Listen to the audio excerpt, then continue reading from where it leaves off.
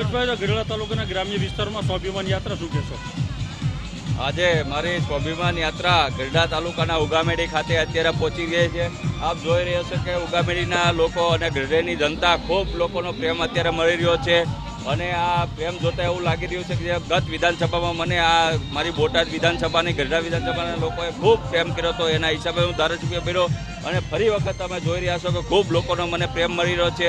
એની ઉપરથી લાગી રહ્યું છે કે 15 ભાવનગર લોકસભા આમ આદમી પાર્ટી ખૂબ મોટી લીડથી જીતવા જઈ રહી છે. અને ખૂબ વિશાળ સંખ્યામાં લોકો અત્યારે સ્વયંભૂ ઉમટી રહ્યા છે. અને ચોક્કસપણે અમે ઇન્ડિયા એલાયન્સની જે ભારતમાં સરકાર બનાવવા જઈ રહ્યા છીએ. ઉમેશભાઈ, કયા મુખ્ય મુદ્દાઓ સાથે લોકો સાથે મુલાકાત થઈ રહી છે? અત્યારે અમારે જે મુખ્ય મુદ્દાઓ જે છે ભ્રષ્ટાચારનો, જે તમે જોયું છે કે દેશમાં અત્યારે ખૂબ ભ્રષ્ટાચાર વાપી ગયો છે. આ 10 વર્ષના મોદી સરકારમાં તમે જોયું છે કે બધું અદાણી અંબાણીને વેચી નાખ્યું છે.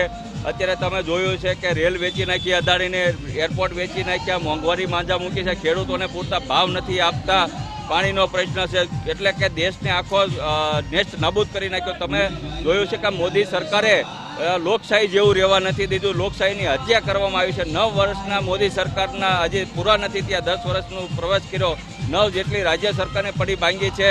અને તમે જોયું છે કે તાજેતરમાં ગુજરાતમાં સુરતમાં જે ઘટના બની કે ભાઈ હજી તો ચૂંટણી નથી થઈ. ગુજરાતની અંદર 7 તારીખે લોકો મતદાન કરવાના છે. ત્યાં સુરતના કલેક્ટરે ભારતીય જનતા પાર્ટીના ઉમેદવારને લેખિત પ્રમાણપત્ર આપી દીધું તમે સાંસદ બની ગયા. એટલે કે આ એક લોકશાહીની હત્યા કરવામાં મોદી અત્યારે સફળ રહ્યા છે. અને અમે આમ પાર્ટી અને આખો દેશ આને વખોડી રહીએ છીએ. કોંગ્રેસના જે